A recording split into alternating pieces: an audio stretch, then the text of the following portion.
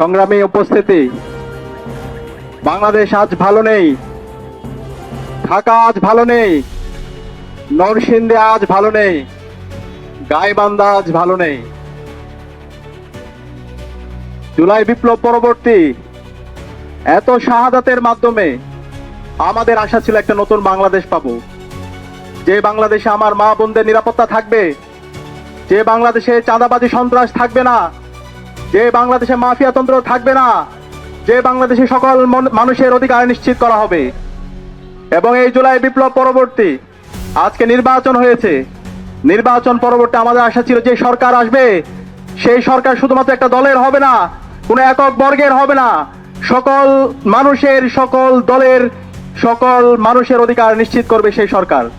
কিন্তু আমরা দেখতে পেয়েছি আজকে এই সরকার শপথ নেওয়ার পরে 12 থেকে 13 দিন হচ্ছে, এই 13 দিনে তারা আমাদের এই দেশের নাগরিকদের জীবনের নিরাপত্তা তারা দিতে পারেনি, তারা আমাদের এই দেশের নাগরিকদের সম্পদের নিরাপত্তা তারা দিতে পারেনি, তারা আমার এই দেশের মা বোনদের ইজ্জতের নিরাপত্তা তারা দিতে পারেনি।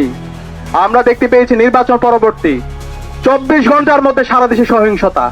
সেই ফেসিবাদী আমলে যেভাবে ভিন্ন মতের, ভিন্ন পথের উপর যেভাবে আক্রমণ করা হতো, ঠিক একই কায়দায় নির্বাচন পরবর্তী সারা দেশে সন্ত্রাসীরা বাড়িঘর ভেঙে দিয়েছিল। আর এটা ওটা না, কাপড় ধোয়ার একটাই সলিউশন, চাকা অল ইন ওয়ান। নির্বাচন পরবর্তী 24 ঘন্টার মধ্যে আমরা 4টা লাশ পড়তে দেখেছি, এবং একই সাথে সারা দেশে অসংখ্য মানুষের সম্পত্তিকে দখল করতে দেখেছি। একই সাথে আজকে 12-13 দিনে সারা দেশে আমার মা বোনদের উপর হামলা হচ্ছে। এই ঢাকা বিশ্ববিদ্যালয়ে এক দলের সন্ত্রাসীরা আমাদের বোনদের উপর তারা হামলা করেছে। একই সাথে আমরা দেখতে পেয়েছি রামপুরার মধ্যে 5 বছরের এক শিশুর উপরে হামলার পর তাকে হত্যা করা হয়েছে।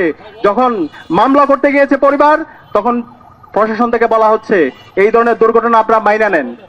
আরে ভাই, এই ধরনের দুর্ঘটনা মাইনে নেওয়ার জন্য কি জুলাই বিপ্লব হয়েছে? এত রক্তের মাধ্যমে যদি আমরা সেই ফেসিবাদী বয়ান শুনতে হয়, তাহলে আমরা ছাত্র সমাজ বেঁচে থাকতে আমরা এই ধরনের ফেসিবাদ বাংলাদেশে কায়েম হতে দেব না।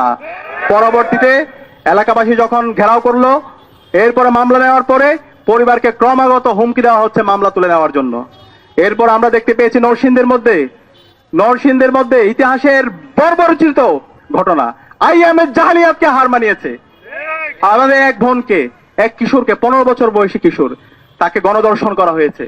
গণধর্ষণ করার পরে যখন সে বিচারের দাবিতে এলাকার বিএনপি নেতার কাছে গেল, পরবর্তীতে তাকে বিভিন্ন ধরনের হুমকি দেওয়া হলো, এবং এরপরে ওই পরিবারের সামনে থেকে, তার বাবার সামনে থেকে তুলে নিয়ে গিয়ে তাকে হত্যা করা হয়েছে। আমরা এখন পর্যন্ত এই ঘটনার সাথে যারা জড়িত এবং যারা ইন্ধন জুগিয়েছে তাদেরকে দৃষ্টান্তমূলক বিচার আওতা আনতে দেখিনি। একই সাথে আমরা দেখতে পেয়েছি হাজারিবাগে এক শিশুকে হত্যা করা হয়েছে।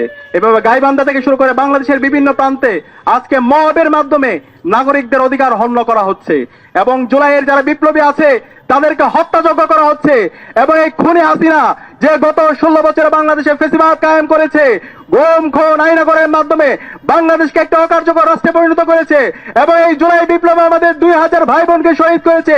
এই খুনি হাসিনা এবং তার দূষরদেরকে আবার বাংলাদেশে পুনর্বাসনের ব্যবস্থা করছে একটি দল। আমরা সাবধান করছি এই খুনি হাসিনা এবং তার দূষরদের বিরুদ্ধে বর্তমান সরকারকে জিরো টলারেন্স নীতি ঘোষণা করতে হবে। এই বাংলাদেশে খুনি হাসিনাকে ভারত থেকে নিয়ে এসে তাকে ফাঁসির কাস্টে ঝুলাতে হবে, রায় কার্যকর করতে হবে। এই জুলাই বিপ্লবে যে আমাদের 2000 ভাই বোনকে শহীদ করেছে, খুনি হাসিনার যারা মাস্টার মাইন্ড আছে, এই আওয়ামী লীগ, ছাত্রলীগ, যুবলীগকে এই বাংলাদেশে বিচারের আওতায় নিয়ে আসতে হবে।